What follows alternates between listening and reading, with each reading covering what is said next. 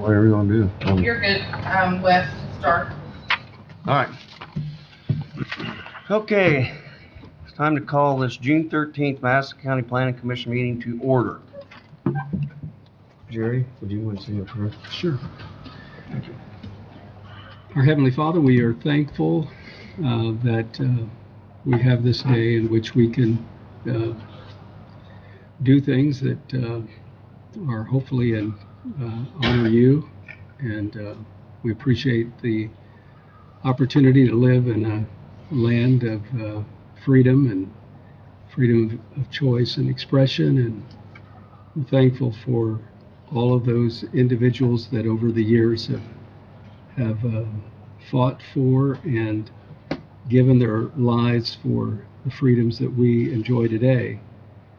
And we appreciate those that affect what happens in the county that we live in. And we pray that you would keep your hand of protection and over those that do work in the county and also work for our benefit. We thank you for this time that we have this opportunity to discuss things that affect our county government. And we pray that you would honor what decisions we make. In Jesus' name, amen. Amen. Thank you. All right, will everybody stand for the pledge, please?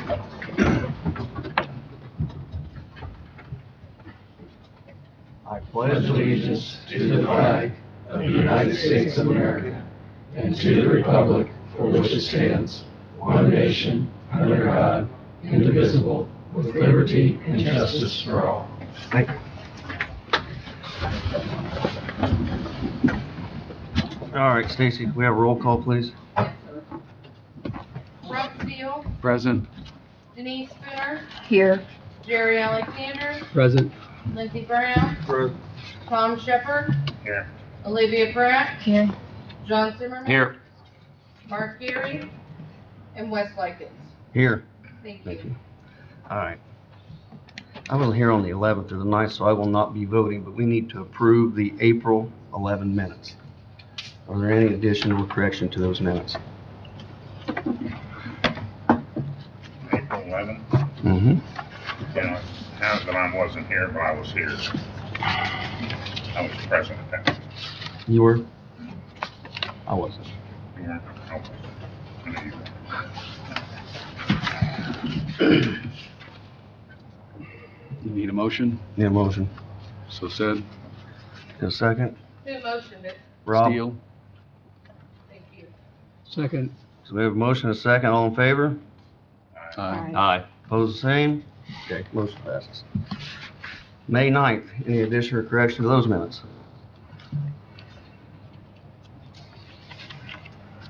Make a motion to approve the minutes as presented. Second. We have a motion, and a second. All in favor, aye? Aye. Aye. Opposed, the same? Motion passes. Okay. Now, I guess, Larry, we're on to you.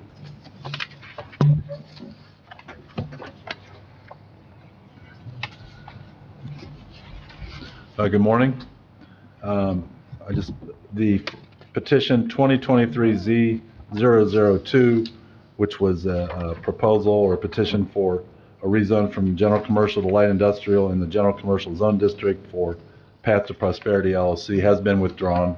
They extended an email withdrawal yesterday with the thought that they might come back in several months. They didn't know, so that has been withdrawn. Any questions? Okay, petition 2022Z005, 705 East School Street, Kelly Drew's petition for a rezone from light industrial to general industrial to bring into compliance in the light industrial zone district. That is active now. It was tabled at the last meeting and has been tabled several times due to lack of a vote or a quorum. Not a quorum, but a lack of a vote. So. I don't have any additional information. Are we open the floor for this one? As far as I know, it's open. No. Not open to the Not for public. public comment, no. Robert? I'd like It's- to make is that a right? motion. It's up to you what the commission would like to do. You Yeah. can reopen the record, or you can entertain motions on recommendations. Once again, it's a recommendation to the Board of Commissioners. It can be favorable, unfavorable, or neutral. I'd like to make a motion of unfavorable recommendation to the Board of Commissioners. We've got a motion Second. and a second. Any other discussion? Stacy, can we have a roll call, please? Yes. Rob Steele, No. Denise Spooner, Yes. Jerry Alexander, No. Lindsey Brown, Yes. Tom Shepard, No. Olivia Pratt, Yes. John Zimmerman, No. and Wes Lightfoot. No. Motion failed. Chairman, I make a motion that we send a favorable recommendation to the commissioners. Have a couple items here that are contingent to IDEM approval. There are 3 items. The first one is the spill kits, which I toured the site last week, and the spill kits are there. But I need approval from the IDEM on the spill kits, the tire storage, which I looked at the tire storage and they're all together. Some of them are outside. But they are putting mosquito bait in there, and according to IDEM, that's what you need to do. And the third one is the completion of the pond. The pond is completed. No more dirt moving is done. It is seeded. It has grass mats around it. The grass is starting to grow. The grass is tall in some areas it's not at all. Of course, they were waiting on rain. We got, over half an inch of rain this last week. I feel like that grass will get a start now. When they put the mats down, it was really dry, and IDEM believes that they're holding off on approval of the pond until the grass is established. So I move that we send a favorable recommendation to the commissioners with the contingent of IDEM approval. Second. Who seconded it? Jerry. Okay, we have a motion and a second.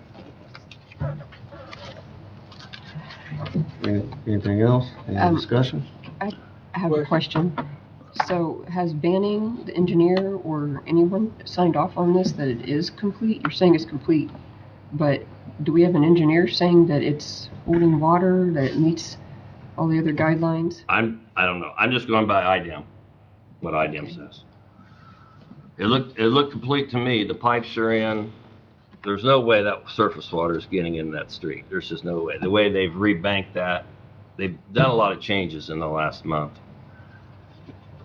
And that hole is huge, and it's not going to get up to the spill. I mean, it would take a 100-year rain to get up there that high. Matter of fact, it's almost empty. They're hoping that they're using the water that's in there to irrigate. They've been running some pumps to try to get the grass seeded, or to get the grass irrigated. But if they get it low enough, there's one little spot in there that they need to get some bentonite down the bottom, and they're hoping that they can get that down low enough that they can put the bentonite in. And that's also, he's working through IDEM on that. Question, where's the documentation that IDEM made them statements? What's that? Where's the documentation showing that IDEM made the statements? Well, what I said, it's contingent that we're waiting on the approval for IDEM. No, you said IDEM said that it was done, but it needed some grass seed. So Yeah, that's just, where's the documentation? that's just through the report, when I went out there, that's what Drew was saying. So you're going by somebody's hearsay, not factual information? It looked complete to me, yes. But we will know when we get the approval. So can we get clarification on that and make sure it's documented that it was based off of hearsay and not documented information? for the record? Well, we'll know when we get the approval. No, you said it was stated, the IDM said. So I want to make sure we document it, that it's not, that it's based off of hearsay and not based off of factual information. I think Fine that with me. what No, John is, there's no I think, there's I know.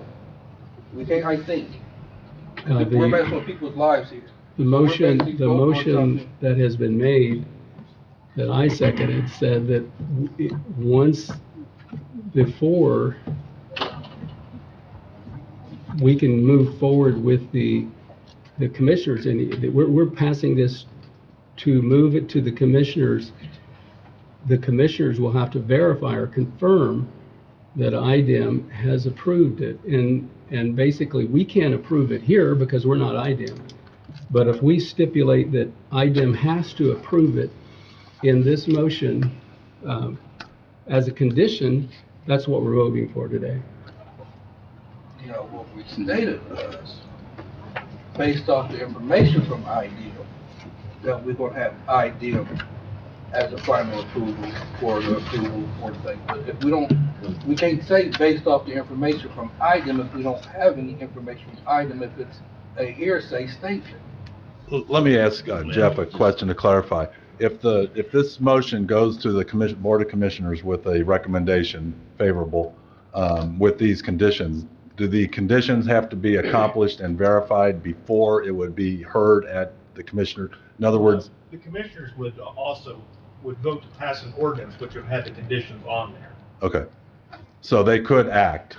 That's my question. The Yes. commissioners could act Right. even if the conditions hadn't been met. So regardless where the state is right now, until we get approval, it's not going anywhere anyway.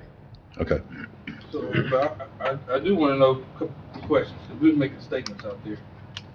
So, if the pond is completed, how come it doesn't have water in it to show that it's completed? It won't even hold water, so how can a pond? It does have water in it. I Has saw very it. little, it's rained for, how long has it been, quote unquote, supposedly completed? That's almost a year, and it has rained a lot. And it's Been pretty dry it really lately. has like a quarter field, there's no water in it really. So how can it be completed satisfactory? I mean, one thing we gotta stop doing, we gotta hold it accountable, because what we're doing is we're putting the county in a bad situation and making the county as a whole liable for one person's antics. And when we look at it, this one person has not followed through with anything that was supposed to be done to our recommendations. If it wasn't to our recommendations, I would understand. But this is to our recommendations as this board, that we recommend for it to be completed. But we want to play politics and not do what's right for the county and the citizens within the county, which is sad. Go ahead, I'm done with this.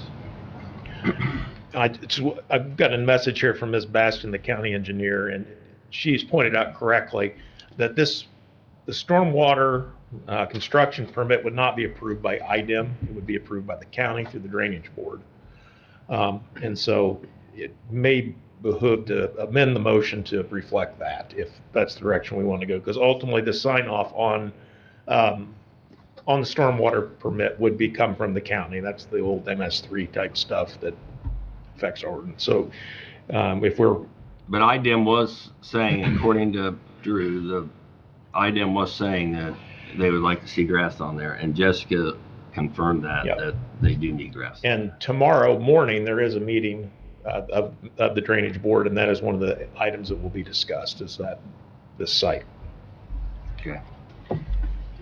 There were original conditions that was voted on in past hearings that Lindsay had submitted regarding proper buffers, a list of items. Right, that will all be discussed through BZA. Okay. So I would like to have all of those attached, amendment with those attached to this recommendation to the Board of Commissioners. Do I have to read them out? I gotta find them.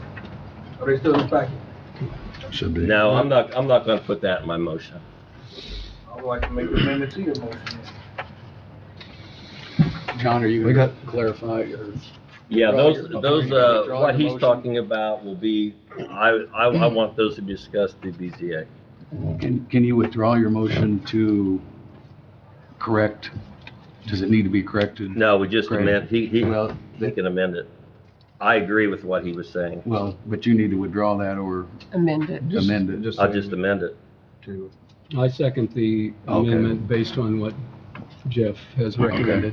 Thank you. We all got that down somewhere. Well, what I said, perhaps we restated that the favorable recommendation and the ordinance will be considered by the commissioners. The rezone, if it passes at the commissioner's level, would be contingent upon the Madison County Drainage Board approving the stormwater permit. The stormwater permit, but then also I want IDEM to sign off on the spill kits and the tire storage. I second the amended motion. Okay, we have a motion and a second. Any other discussion? Stacy, could we have a roll call, please? Yes, sir. Rob Steele, Yes. Denise Spinner, No. Jerry Alexander, Yes. Lindsey Graham, I'd like to explain my vote.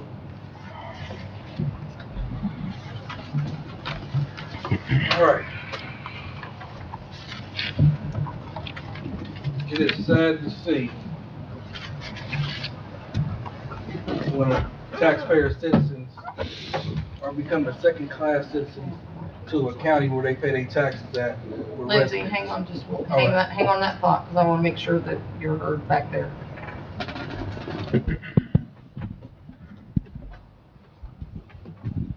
Thank you.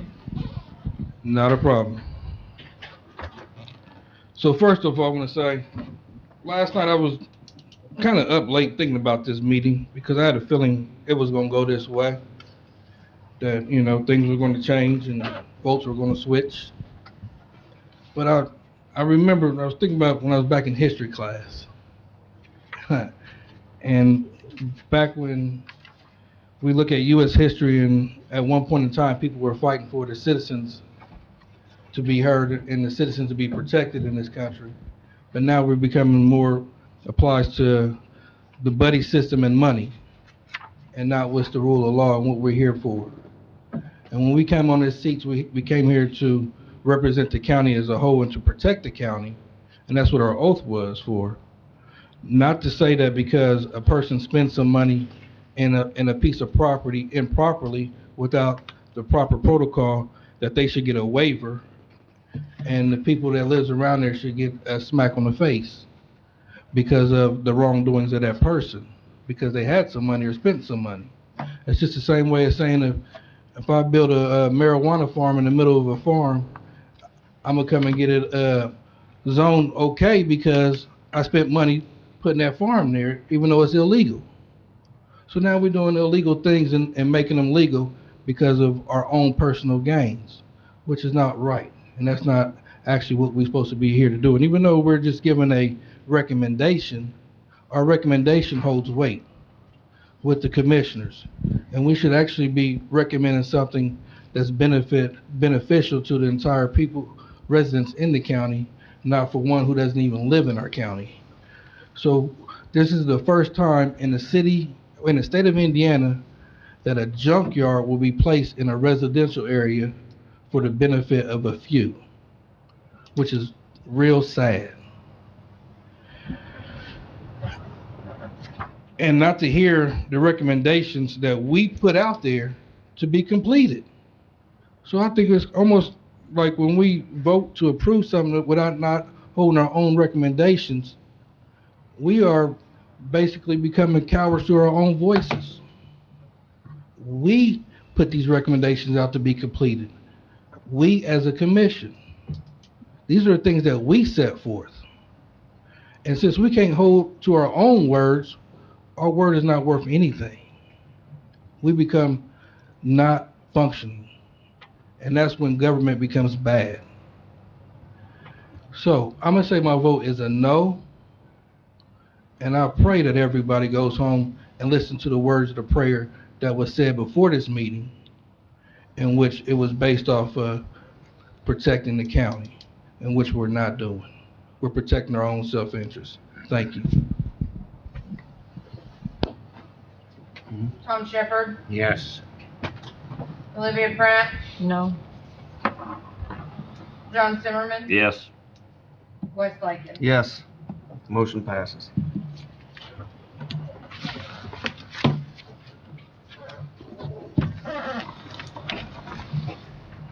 So I call for a question.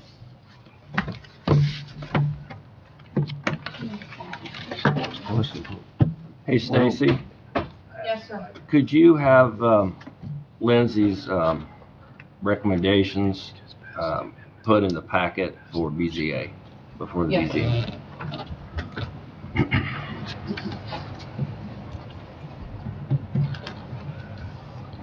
All right. We're next, all right. Solar plant. Okay, so just a brief update on the solar plan.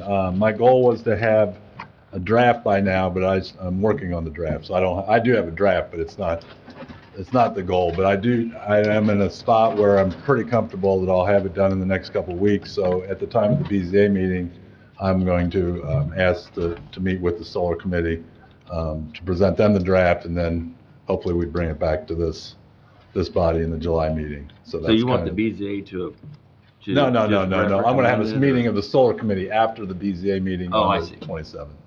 If that Just works for, out just to for our schedule. review Yeah, of it. Okay. right.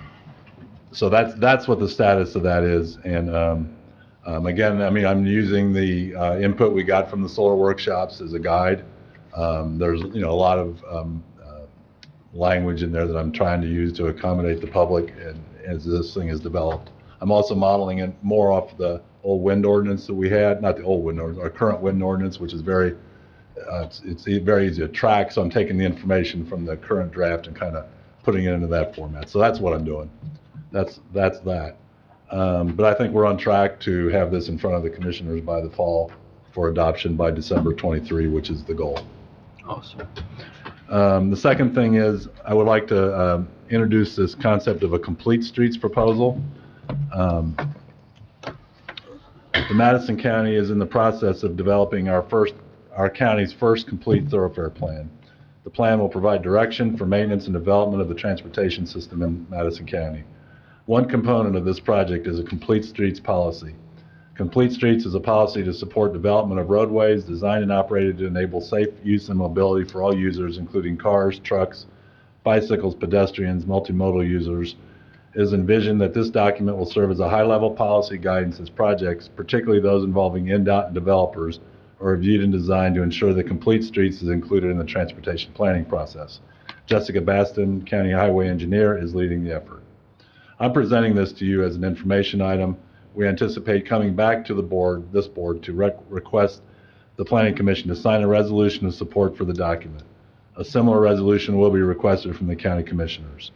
We see this as a high-level policy that will give the county leverage when negotiating transportation elements of projects in the county relative to bridges, roads, etc. So that's kind of what it is. I had thought that we may want to do a ordinance amendment at some point for this, but I don't know that it's necessary at this stage or at this level. We're doing a lot of ordinance amendments, so it might be something we fit in. But right now, it's more of a high policy thing. So we'll be coming back to you with this. Be glad to take any questions. This has been presented to the county commissioners as an information item. There's a meeting on the 27th, is that correct? Some kind of, is that? There's a thoroughfare plan meeting of the thoroughfare plan, which this is one element of, yes. I think they're taking a survey too and getting some information from Yeah, that. yeah. Yeah, if you haven't taken their survey, I can forward it to you, or you can stop up at our planning office, and there's a, what do you call those codes? QR codes, where you can snap the picture with your phone and then take the survey. It takes a couple minutes. It's a very good survey, so I encourage you to take it. And that's all I've got.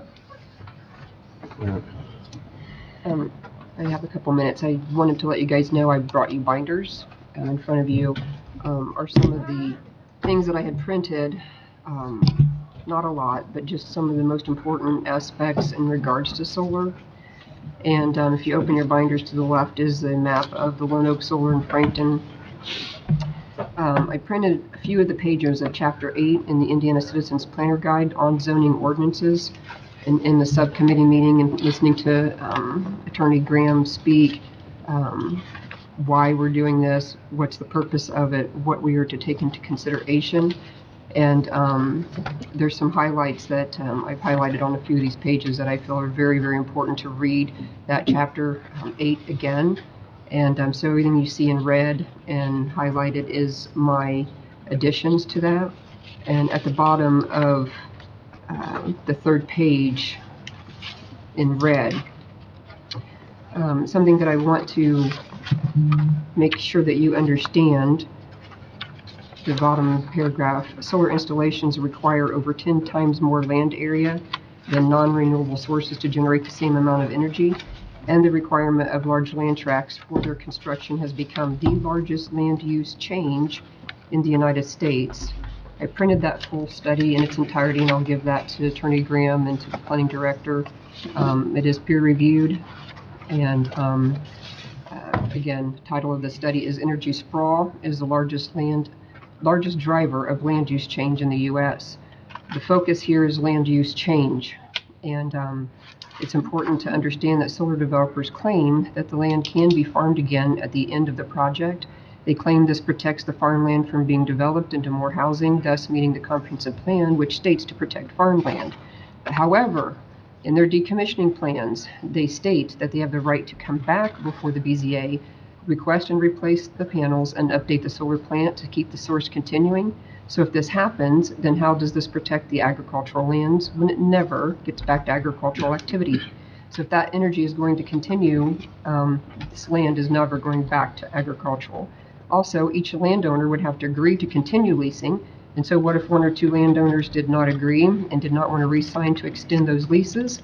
Would they be forced to continue if the solar developer is now protected under public utility laws? There is no guarantee that the land will be returned to agricultural activity. So therefore, does a planning commission or BZA have any power to force that reversion to agricultural activity now that they are publicly protected by public utility law? One of the things that I did not understand in 2019 was that every project, when it gets presented before planning commissions and BZAs, they are LLCs, private utility, or not public utilities, but just a private company, for profit as an LLC. However, once a project is approved, they rush to the IURC and gain public utility approval. I wrote a document in the second of your binder called Questioning Public Utilities. I think this is a big red flag for me as to conditions that Lone Oak originally agreed upon to do, but now, under public utility laws, they want to reverse some of those things and change their mind about it. And if they're allowed to change their mind on any particular item, does that mean that they can change their mind about eminent domain and being tax exempt? There's a lot of red flags that I have concerns with, and I think that that's a Pandora's box that we need to not open. I would highly recommend that you read some of those documents. The next one is the American Planning Advisory Association, the planning memo. This was done in the end of October when former planning director Brad Newman was still with us. He's the one that provided this and gave it to me. He said, had he had this documentation in 2019 when Lone Oak was here, it would have served our county well. There's a lot of highlighted sections about proper siting of solar farms and protecting agricultural lands, the economic impacts, and so forth throughout this document. American Planning Associations guide planning departments across the U.S., and I think the advice from Darren Coffey on this is really good, excuse me, that we should consider. Lastly, in the binder are all of the studies regarding property values. One of the most important things to understand is that solar developers adamantly proclaim that there is no injury, none, not even a slight diminution of property values. And that first document called Understanding the Differences Between Small Scale and Large Scale, the study even that the BZA looked at in 2019 that they did not understand well is the Cone-Resnick study. I've been throughout Indiana and multiple counties, and that's the study that I see most being used. However, people fail to really look at that, and there's 9 solar farms that they took into consideration. Of those 9, the largest is 160 acres on 23 megawatts. When you look at what's being planned all over the state of Indiana, we're talking thousands and thousands and over 100 of megawatts. Every single one of those 9 solar farms are located in cities, and the town of them are on the edges. Every single one of them only affects homes on adjacently one-sided. However, multiple homes are surrounded in these other larger solar farms. There's Texas University and study, the Rhode Island University study that has now came out, and 3 other different appraisers throughout the state of Indiana that have, the United States that have also submitted their reports. I'm asking that you please look through this. In 2020, I was called to testify in the Pulaski County case. Mr. Graham can correct me if I'm wrong, but the developers there, their argument against the citizens was that they did not have standing. In other words, they had to prove that they were injured by the solar plant up there. I spent all day long, 9 hours before 5 attorneys in deposition. The Indiana Court of Appeals ruled that the citizens did have standing. So the documentation that I had at that time did not include Mary McClinton Clay's recent study, which is unbelievable. She's an MAI appraiser with over 30 years of damage studies and eminent domain work. That is what she specializes in. I did not even have her studies then at that time when Pulaski County was in that legal battle. Therefore, if the Indiana Court of Appeals has issued this, that the citizens have standing, therefore proving that they were injured on the documentation that I'm presenting to you today, therefore property value damage is something that we definitely need to take into consideration. I appreciate your time in reading through it, and could have given you guys so much more information and overwhelmed you. I do have a lot on health, welfare, and safety that I will be providing to Mr. Strange and Attorney Graham in the subcommittee solar meetings. Mr. Graham has stated that if we are writing anything in the ordinance that is restrictive, we need to make sure that we have facts and evidence in our studies and why we're basing these decisions on what we are to defend our ordinance. In that Chapter 8 planning guide that I just gave you on the Indiana Citizens Planner are, from what I understand, the laws of Indiana support planning and BZA to make these decisions based on health, welfare, and safety of the residents. Am I correct, Jeff? So that is what we are to take into consideration when we are reviewing this. And anyways, I've provided this information, and there will be more coming that I'll bring at certain times after talking with our director. And but anyways, if anyone has any questions at any time, please feel free to reach out to me. I'd be happy to answer anything that you have. That one by the airport, would that be considered a small or large? Well, right now, most counties are trying to determine that what they want. In Marion County, my personal opinion, I would consider that a large. Everything that you see in understanding the difference, those are like very small to 1.5 megawatts. But 20 acres, I thought it was, that's, well, you get up to 160, and that's still considered, is the top group small and the large group, the bottom group's large? Yes, I mean, you can see the. Well, it wouldn't be, that's not 1,000 acres worth, so it would be a small. Yeah, I would say it's a small, but, I mean, like before, to me, the difference between it is the location, how many sides of the homes it affects. That one's a perfect location, because there's no homes, there's no, Yeah. you can't build by the airport anyway, you can't do anything hardly by the airport. Yeah. So. Perfect. I mean, and in the city, and it's mixed use zoning. That's the other thing that you need to understand. When people are in the city, they have residential, commercial, industrial endeavors. They're used to the noise, the lights, the traffic, all of those situations. When you look at where they're placing large-scale solar farms in the rural community, in the agricultural districts, that's where I have a real big problem with it. Lone Oak Solar affects 199 homes within 2 miles of the radius of that project. The real estate studies have injury of impacts up to 3 miles. And the bottom line is, according to Rhode Island and Texas University, that the closer you are to it and the larger it is in megawatt and acreage, the larger the impacts will be. Another interesting thing that was found in the Texas University study is they also found that in the cities and the smaller scale that they looked at, they were disproportionately located in lower income areas. And so I think that's another thing to take into consideration where they're citing these projects. There's a restriction request of acreage to be taken out in Madison County. I would definitely support that. I did not include the Stephen Miller study, but I do have a professor who did the economic, looking at how much this would cost Madison County if we took out 1,890 acres over 35 years of the life of the project, and it is substantial. It's over an $82 million loss compared to Invenergy's $26 million. And that is a professor. He wrote the document looking at the corn and grain crops projected yields from that, but there's also other multipliers that you have to understand. When you take that land out, we're also affecting local businesses, that money revenue throughout, a ripple effect throughout our county. And not to mention, the deprivation of property values as well. So solar developers have no limit on the land that they want to take.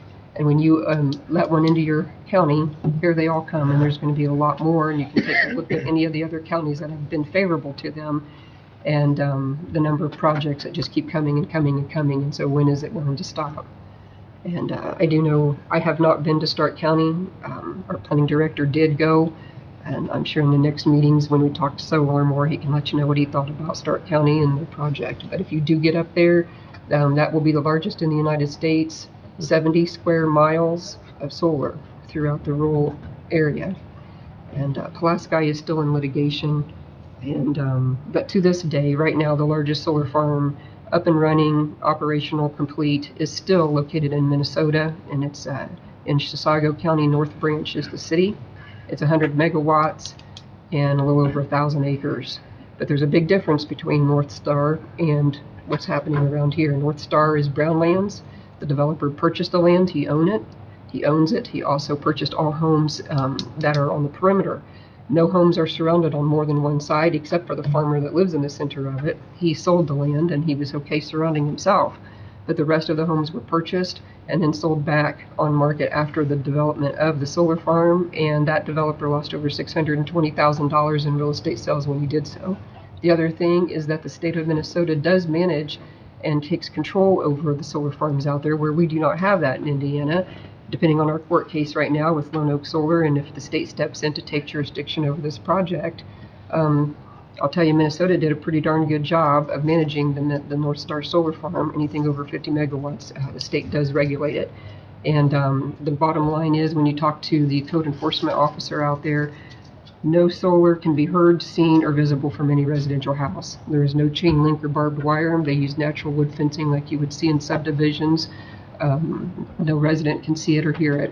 And so to me, they did a pretty good job on making sure it was okay. And when you look at that solar farm, I'm okay with something that's more compact and circular rather than sprawling through our countryside, taking parcel out of parcel, and it continues to grow. There's a lot of difference in the looks of it. And there's less impact to so many different neighbors. But anyway, appreciate your time and listening to me. Thank you very much. Anybody else? Motion to adjourn? Motion, second? You got a second? All in favor, aye? Opposed, same? Meeting adjourned.